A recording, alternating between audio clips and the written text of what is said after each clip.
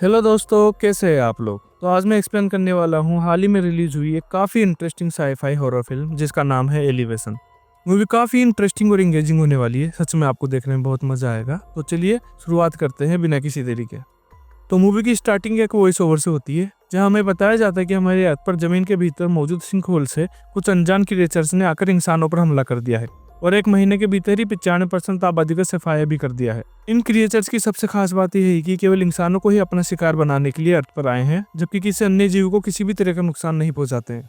और सबसे बड़ी बात तो यह है कि इन पर किसी भी तरह के हथियार बेअसर है, यानी इन्हें मार पाना नामुमकिन है। लेकिन ऊंची जगह पर क्रिएचर से बचा जा सकता है। ये क्रिएचर 8000 फीट की ऊंची जगह पर हमला नहीं करते, इसलिए सरकार सबको ऊंची जगह पर जाने की सलाह देती है ताकि वो अपनी जान बचाकर अपना जीवन जी सके। अब कहानी 3 साल बाद कोलोराडो के रॉकी माउंटेन से आगे बढ़ती है, जहां हम एक बच्चे हंटर को देखते हैं। वो एक ऊंची पहाड़ी पर चढ़कर कुछ देखने की कोशिश कर रहा होता है, लेकिन तभी उसके आसपास किसी चीज का एहसास होता है, जिससे घबराकर हंटर तेजी से अपने घर की ओर भागने लगता है। अब हंटर समझ चुका था कि वो क्रिएचर उसके पीछे आ रहे हैं। तभी हमें उस क्रिएचर की एक छोटी सी झलक भी देखने को मिलती है, लेकिन उससे पहले कि वो क्रिएचर हंटर पर हमला करता, वो भागकर एक सफेद लाइन के भीतर आ जाता है। ये सफेद लाइन इंडिकेट करती है कि हम 800 फीट की ऊंचाई पर पहुंच चुके हैं, जहां पर क्रिएचर हमला नहीं कर सकते। इस तरह से हंटर अपनी जान बचा पाता है। इसके बाद हमें 8460 फीट की ऊंचाई पर स्थित लास्ट गोल्फ रेफ्यूज एरिया दिखाया जाता है, जहां पर कुल 193 लोग रह रहे थे। यहाँ हम हंटर के पिता बिल से मिलते हैं। वो अपने बेटे की आज की गलती के लिए उसे समझाने की कोशिश कर रहे हैं। बिल गुस्से और चिंता में उसे समझाते हैं कि तुम्हें 8000 फीट वाली लाइफलाइन को पार नहीं करना चाहिए था। लेकिन हंटर सफाई देते हुए कहता है कि मैं बस ये देखना चाहता था कि कहीं आसपास कोई और इंसान तो नहीं है। लेकिन बिल उसकी बात काटते हुए कहता है कि ऐसी सिचुएशन में जरा सी गलती तुम्हारी जान ले सकती है। दरअसल हंटर को फेफड़ों की समस्या है, इसलिए उसे हर रात ऑक्सीजन सपोर्ट पर रखा जाता है। और बिल अपनी पत्नी की तरह अपने बेटों को भी खोना नहीं चाहता, इसलिए वो ज्यादा परेशान रहता है। अगले सीन में हमें बिल और केटी को दिखाया जाता है। केटी जो है वो बिल की वाइफ तारा की बेस्ट फ्रेंड है। यहाँ पर बिल उसे बताता है कि हंटर आज लाइन पार करके अल्फा फायर रोड देखने गया था। यह वही जगह थी जहाँ पर हंटर ने आखिरी बार अपनी मॉम को देखा था। केटी इस सिचुएशन को समझते हुए कहती है कि देखो, हंटर पूरे इलाके में अकेला बच्चा है। तुम उसे जितना रोकने की कोशिश करोगे वो बाहर जाएगा ही, क्योंकि उसके लिए पहाड़ किसी जेल से कम नहीं है। इस पर बिल सीरियस टोन में कहता है कि हम हमले के 3 साल बाद भी जिंदा है और ये सबसे बड़ी बात है, और हंटर को भी इसको समझना चाहिए।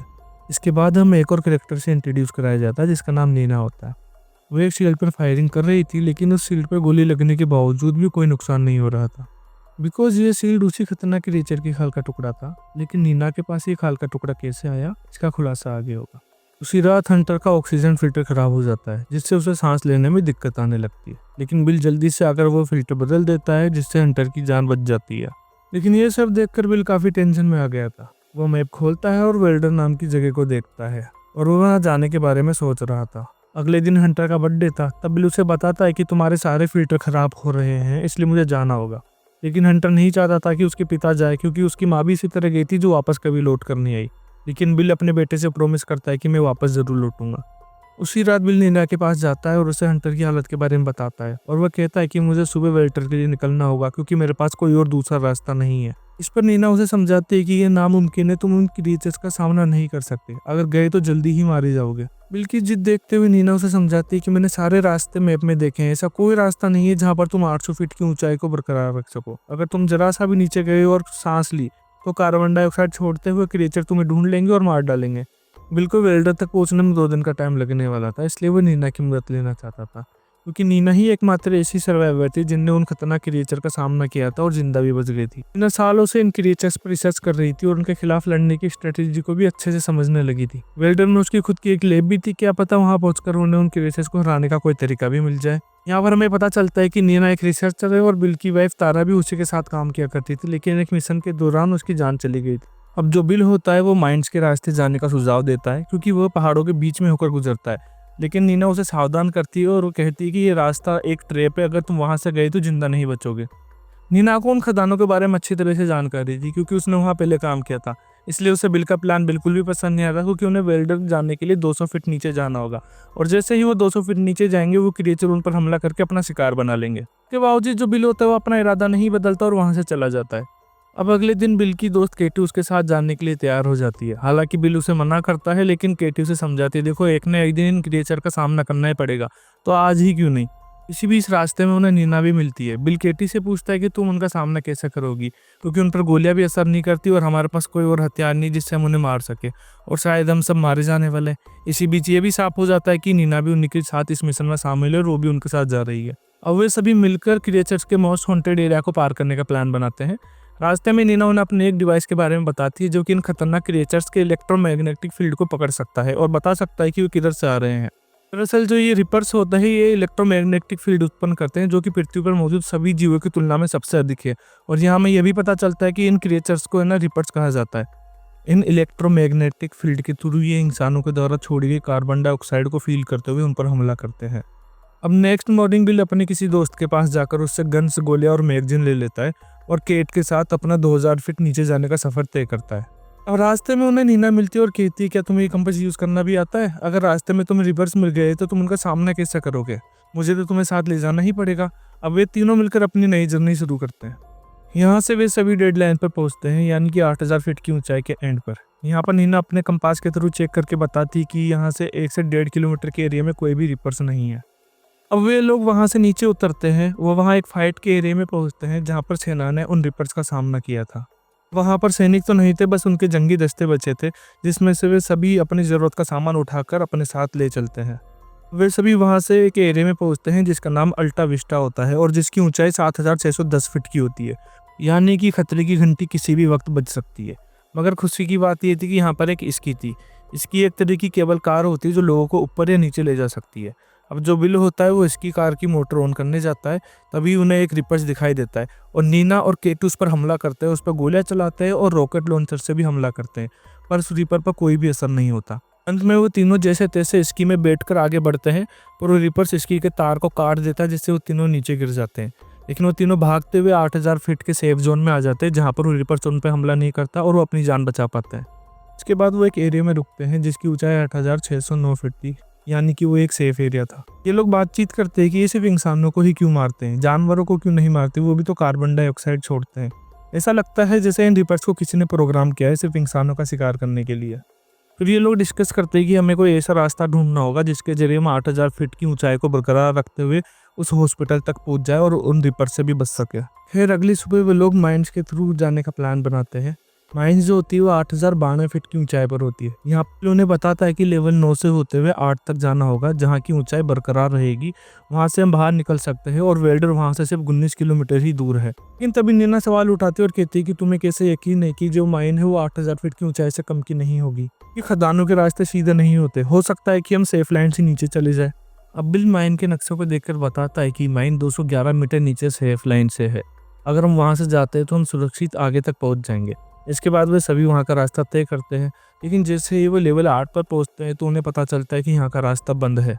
अब इन्हें लेवल 8 की बजाय लेवल 7 से जाना पड़ेगा जो कि 1000 फीट नीचे है और रिपर्स का टारगेटिंग एरिया है, जहाँ पर इन्हें खतरा हो सकता है और इनकी जान भी जा सकती है। इसलिए बिल्लू ने कहता है कि यहाँ से मैं अकेला आगे जाऊँगा, लेकिन वो दोनों भी कहते हैं कि हम यहाँ तक साथ आए तो आगे भी साथ जाएंगे, और वो तीनों वहाँ से आगे निकलने के लिए बढ़ चलते हैं।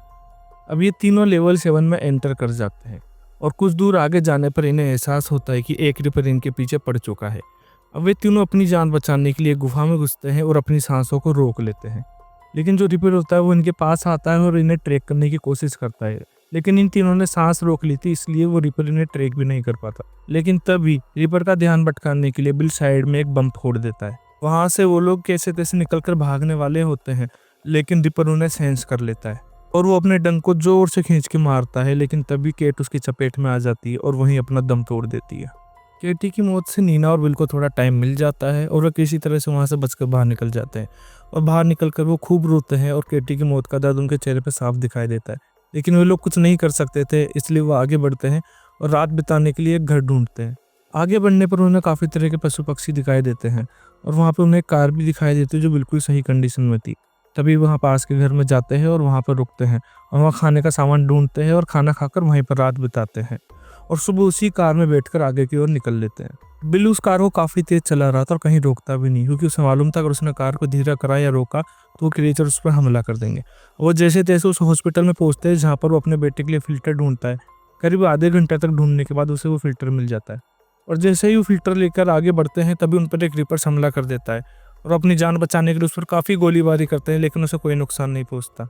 तभी वहाँ पर बिल एक सिलेंडर को देखता है और उस पर गोली मारता है, जिससे कि रिपर्स थोड़ा धीरे हो जाता है और वो लोग अपनी जान बचाकर वहाँ से भाग जाता है। वे दोनों हॉस्पिटल से निकलकर सीधा नीना के लैब में पहुंचते हैं, जहाँ पर नीना मैग्नीशियम ऑक्साइड के लैब को तैयार करने में लगती है और इसी दौरान बिल्कुल नीना के परिवार की एक फोटो भी मिलती है। अब नीना बिल को अपने अतीत के बारे में बताती है कि यहाँ पर हमें मेरी टीम के साथ कोबाल्ट नाम के एक मटेरियल पर रिसर्च कर रही थी, जो कि बैटरी के इलेक्ट्रॉन के फ्लो को 3 गुना बढ़ा सकता है। लेकिन तभी एक रिपर्स ने आकर हमला कर दिया और मेरा पूरा परिवार और टीम वहीं पर मारी गई। इसके अलावा नीना बिल को ये भी बताती है कि उसने कभी भी उसकी वाइफ तारा को अपने साथ रहने के लिए फोर्स नहीं किया, वो खुद अपनी मर्जी से आई थी। बिल समझ जाता है कि इसमें नीना की कोई गलती नहीं है। तभी नीना अपनी मैग्नीशियम ऑक्साइड लगी हुई गोली को शील्ड पर चलाती है, लेकिन उस पर कोई भी असर नहीं होता। अब नीना को एहसास होता है कि उसका प्लान काम नहीं कर रहा है। अब नीना बिल से कहती है कि उसे और भी एक्सपेरिमेंट करने, जिसमें या तो वो रिपर्स को मारेगी या खुद मर जाएगी, इसलिए उसे वहां से निकल जाना चाहिए क्योंकि उसके बेटे को ऑक्सीजन की जरूरत है। अब बिल अपने बेटे हंटर को याद करते हुए नीना की बात मान के वहां से चला जाता है। बिल उस गाड़ी को लेता है और तेजी से आगे बढ़ता है ताकि रिपर्स से बचता हुआ वो अपने घर की तरफ पहुंच जाए, लेकिन रास्ते में गाड़ी का टायर फट जाता है और गाड़ी पलट जाती है। और दूसरी तरफ में दिखाया जाता है कि एक रिपर धीरे धीरे नीना की लैब की तरफ बढ़ रहा है, लेकिन तभी नीना को याद आता है कि उसने कोबाल्ट को तो यूज नहीं किया, क्योंकि कोबाल्ट बैटरी के इलेक्ट्रॉन के फ्लो को 3 गुना बढ़ा जाता है और ये कन्वर्जन में भी काम आता है। तो जल्दी से नीना कोबाल्ट को अपने बुलेट पर लगाती है और फायर करती है। दूसरी तरफ बिल गाड़ी से निकलता है और ऊंचाई की तरफ भागता है, लेकिन रिपर्स ने उसे हर तरफ से घेर लिया था। अब वह बंदूक से गोलियां चलाता है, लेकिन रिपर्स पर कोई असर नहीं हो रहा था। बिल लगभग हार मानने ही वाला था, लेकिन तभी एक गोली रिपर्स को लगती है और वह जमीन पर गिर जाता है और फिर एक जोरदार धमाका होता है और रिपर फट जाता है। ये गोली किसी और ने नहीं, नीना ने चलाई थी। अब नीना कोबाल्ट का इस्तेमाल करके बाकी रिपर्स को भी एक एक करके मारने लगती है और यहाँ पर इन रिपर्स के टुकड़े टुकड़े देखकर नीना और बिल को समझ में आता है कि रिपर्स असल में कोई क्रिएचर नहीं बल्कि मशीनें हैं, जो कि ना खाते हैं, ना सांस लेते हैं, ना सोते हैं। इन्हें सिर्फ इंसानों का शिकार करने के लिए बनाया गया है। रिपर्स जो होते हैं वो 8000 फीट की ऊंचाई पर नहीं जा पाते, क्योंकि शायद इन्हें इसी तरीके से बनाया गया होगा। लेकिन इन्हें बनाया किसने? इसके जवाब में वो दोनों आसमान की तरफ देखते हैं। के बाद बिल और नीना सुरक्षित अपने टाउन पहुंच जाते हैं, जहाँ बिल अपने बेटे हंटर से मिलता है और फिल्टर लगा देता है। सभी केट को याद करते हैं जिसने इस मिशन के दौरान अपनी जान गंवा दी थी। अब जब रिपर को खत्म करने का तरीका मिल चुका था, तो दूसरे टाउन वालों को भी वह संपर्क करते हैं और इस बुलेट के बारे में बताते हैं। अब आखिरी सीन में बिल और बाकी सर्वाइवर रिपर्स का शिकार करने के लिए 8000 फीट की ऊंचाई से नीचे उतरते हैं और रिपर्स को मारना शुरू कर देते हैं। आखिर में हमें एक पोस्ट क्रेडिट सीन दिखाया जाता है, जहाँ पर बिल और नीना टेलीस्कोप के जरिए आसमान में देख रहे होते हैं और हमें दिखाया जाता है कि 3 मेटेओर्स पृथ्वी की तरफ आ रहे हैं और इसी सस्पेंस के साथ ही मूवी यहीं खत्म हो जाती है। दोस्तों, कैसी लगी आपको ये एक्सप्लेनेशन? अगर वीडियो पसंद आए तो वीडियो को लाइक करें, चैनल को सब्सक्राइब करें और हम आपको मिलते हैं अगले वीडियो में। तब तक के लिए बाय।